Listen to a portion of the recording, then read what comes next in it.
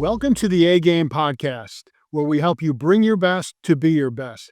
I'm your host, Stephen Griffith. Get ready for our annual completing the year process and the preparing for next year. We do this every year, and this is a series of questions that I've developed over the last 15 years to really celebrate what this last year has been, to look at where our challenges were, what our learnings are, and then powerfully prepare for our next year so we can have an A game year. Let's begin. So you'll see a link to print out the worksheet, on YouTube, wherever you're watching this. So the actual questionnaire will be there for you. So you want to print that out or write this down as you go. But let's get started. Completing the old year. First question.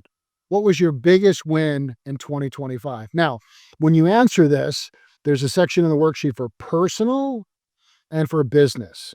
And so I want you to think about, where did you win in 2025 at a personal level and at a professional level? All right, take some time. Now we're going to go through this and I'm going to give you my interpretation of these questions, but please, this is a process you want to pick up a few times. The other thing that's very helpful is use your calendar. By using your calendar, you'll remember different things that you've done throughout the year. So pick this up a few times. Don't force yourself to have an answer in every one the first run, but let it simmer. Like, really get the most out of this, right? By the way, most people never do this. And this is why we complete or we continue having maybe not the best year, because we didn't learn, we didn't evaluate. Asking powerful questions give you powerful results. So let's get our learnings, let's celebrate what was successful, and then we're going to prepare for next year. All right, question number 2. What was the smartest decision you made this year? What was the smartest decision you made personally or professionally? That could be starting something, stopping something, but what was it for you? What was it for you? Question 3, the biggest lesson you learned. What was the biggest lesson you learned? Now, you're going to see in these questions, and I evaluate and upgrade them every year, a lot of these answers could be the same. We're asking them in certain ways to stimulate your brain, So it may sound similar and you may actually give the same answer, or it could be different.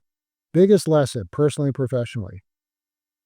Number 4, what's the biggest piece of unfinished business? What do you still need to complete? You see, open loops are the killer of performance. What's an open loop? Something you know you have to complete and you haven't completed. It's a power leak. I think I've told this maybe even last year's episode. I did an event and I had this TV. We didn't use it. And every day, this monitor I used was sitting in my office, and we moved it around every day for a year. I think about it. I got to return it. So finally, I just said, okay, I'm taking it back to Target. When I got to Target, funny story, I didn't have the receipt. And they're like, oh, we can't return. I go, I'm on your points thing. So, it's a different system. And I looked at her and I said, you know what? This TV has been haunting me for the last year. I want you to keep it. And she looked at me. She's like, no. I go, you know what? It's got your tag on it. I'm going to gift it to you. And she looked at me like I was actually robbing the store. But I told myself, it cost me thousands of dollars of mental focus. I left it at the customer service, never to see that. I go, give it to somebody that needs it. So biggest piece of unfinished business. Number 5, what are you most proud about completing? Think about personally with your family or in your business. What are you proud about? Number 6, who are the 3 people that had the biggest impact on you? Take your time on this. And how do they impact you? Now, this can be a positive impact or it can be a challenging, but what are the 3 people personally and professionally that had the biggest impact on you? Now, I'm going to add something to this, because if there are people that have made a positive impact on you, reach out and let them know it. I mean, we're so isolated in our phones and texting, have a face-to-face conversation and honor their contribution to you. Okay? Number 7. Or no, I'm sorry, this is number 8. What's the biggest risk you took? Where did you take a risk? Where did you go for something that you weren't sure about, right? It's all about getting uncomfortable. In the Vedic world, we've got the destruction operator, the maintenance operator, and the creation operator. And as a quick review, maintenance is we've been doing the same thing, we're not evolving. The creation operator is where we want to go. We want to keep evolving, we want to keep being relevant. So that means we've got to challenge assumptions, and we want to be from maintenance to creation. Now, if we stay in maintenance too long, natural destruction will happen. But that's when we pay the price. That's when we pay the price. It's like getting that credit card bill and we forgot that we've been charging all year. So we want to move from maintenance to creation. And that takes risks. That takes challenging assumptions. Number 9, what was the biggest surprise this year? What surprised you? Where did you surprise yourself? Sometimes they're little things. Oh, I surprised myself that I started getting up to work out. I was making more sales calls. I spent more time with my kids. Where did you get a surprise? Number 10, this is a new one. I don't usually use the word regret often, but I think it's a good way to ask yourself, am I being relevant? So, what was your biggest regret this last year? What did you regret? What would you have done differently? Personally and professionally. Number 11. I love this. What important relationship improved the most this year, personally and professionally? Now, you're part of that question. Maybe your most important relationship improved was your relationship with you. And I hope that it's at least in the top 3, because that means you're advancing. But what really improved? Okay. 12. What else do you need to do or say to be complete with this year? Once again, this is closing loops. If you have a suggestion is write down every incomplete thing that you have personally and professionally and start knocking it out. Knock it out or just take it off your list. Just say, I'm not going to complete that. This is a great exercise to complete the year. Another great one. What did you do to support and strengthen your legacy this year? This has to go back. It goes back to being relevant. What did you do to support your legacy? If you've heard me say, if you follow my channel or my coaching, time is for one thing, making memories that matter and a legacy you're proud of. Did you make memories that support your legacy? 14. Where did you waste the most time? As you go through this, be honest, be vulnerable with yourself, and at the same time, be compassionate, right? Give yourself some grace. Going through this is an authentic evaluation of the last year, and it takes some vulnerability, and you may come up with some things that, trigger you emotionally. That's okay. Be compassionate, right? And then learn and shift it. Which goes to the next question. What area can you give yourself forgiveness and compassion in? What are some areas that you can give yourself some forgiveness and be compassionate about? Because if we're going for it, inevitably, we're not always going to hit the mark, right? And maybe we waited on some things we didn't do, or some things we did we wish we didn't do. And number 16, the last question. What did you do to become more relevant? So what is relevant? Relevant is connecting to your gifts and talents for the need of the time. My mentor, Maharishi Tom Knowles, taught me that several years ago. He said, Stephen, start focusing on being more relevant. I took that on several years ago for myself, and I continue that teaching through my clients. See, when you do that, happiness and success does come to you. But if we're working on happiness and success, doesn't mean we're always being relevant. It can get us in the cycle of doing the old stuff that we used to do. So that's completing the old year.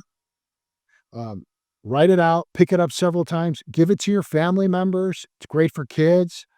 This really completes the year. You get the lessons, you can have your celebrations, and then we move on to our next worksheet, creating the new year. All right, number 1. What would you like your biggest win to be in this next year? Where do you want your win? So part of that is writing out what is a win for you, personally, professionally. Write it out, but what's the biggest one you want? Number 2, What advice would you like to give yourself? So if you've done the first part, what we just went through, there's going to be some reflection in there about what this next year should be for you. And this is where the advice, if you've done it, there's going to be some advice coming out of last year for this next year. So what advice at a personal level and a professional level? Number 3, what is your major effort you're planning to improve your results in? What are you going for? What do you want to improve results with? If it's more family time, if it's creating more wealth, if it's being more present, it doesn't matter. So you can look at the doing things and being things. You'll come up with the right answer. Number 4, what would you be most happy about completing in this upcoming year? I mean, this takes some thinking. What are you going for? Number 5, I love this one.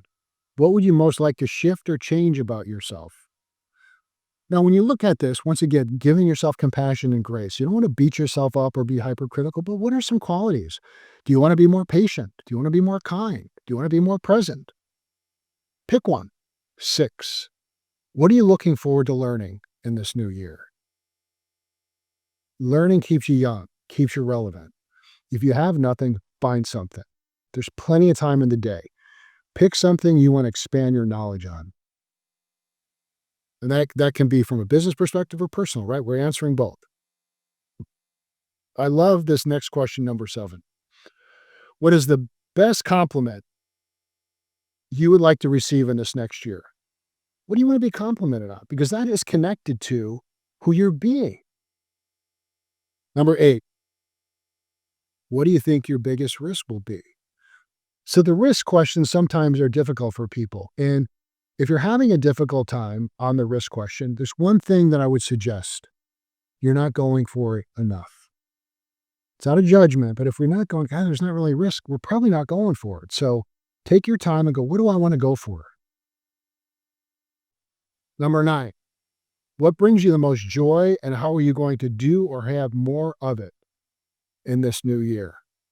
I mean, all the work that you put in, I deal with a lot of high performers, and a lot of times when I ask them, gosh, what is your passion outside of your work? Or they don't really have much. This is not a criticism, but man, there's more joy when we look at and decide, oh, I want to spend more time with my family or personally. 10, what are you most hopeful about? Hope is a powerful thing. Hope on its own is not enough. It's hope plus a strategy. We're creating strategies. What are you most hopeful about? And share that with your family. Share that with the people you care about. What you're hopeful about. Number 11, time is your most valuable asset. Where do you want to invest more time? Is it on your fitness, your spiritual development? Is it on your business?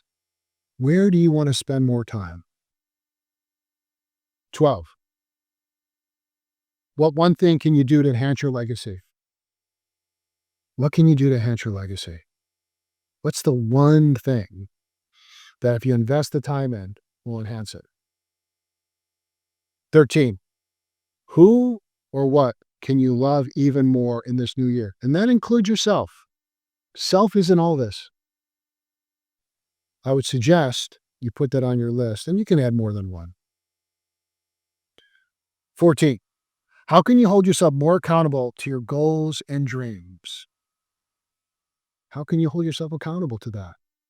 One of the things when you're working on the completing the day worksheet and preparing for next year worksheet that we've gone over is holding yourself accountable daily. Did I do what I said I was going to do? And if not, let's make the adjustments so weeks and months and quarters don't pass. It's daily reflection. 15, who do you need to be in this next year to have what you want? You've heard me ask that question. There's the doing part, but who do you need to be? Do you need to be more present, kind, patient, focused? Be honest with yourself. Coming to the last 2 questions. What can you start, stop, and change to have your best year? Now, what does that mean? This you can spend hours on, but when you look overall, what's a behavior or a thought pattern you need to stop, start, or change? This is what we call fast coaching. It's very simple. I've got to stop procrastinating. I got to change my mindset and be in more of an abundant mindset, right? Um, Whatever it is for you. And why I always say stop, start, or change, it's the brain answers it differently. It could be the same thing, but the brain looks at it differently. And lastly, what is the one word or phrase you want as your thing, your GPS, your North Star? What is it? Come up with it, write it down, post it on Post-it notes. You know I'm big on Post-it notes. So now we've completed this year. We prepare for next year. And as a reminder, okay, pick this up a couple times. You got plenty of time to go through this. You can actually go through this at any time of the year, quarterly, monthly, but it's the end of the year. It's my end of the year process. Be kind with yourself. Be honest with yourself. Be accountable to yourself. Be compassionate with yourself when you're doing this. And man, by doing this process, picking it up from time to time during the year, you're going to have your best year. So, as always, like and follow. If you like this, share this episode. And we always finish up with this. Always bring your A game.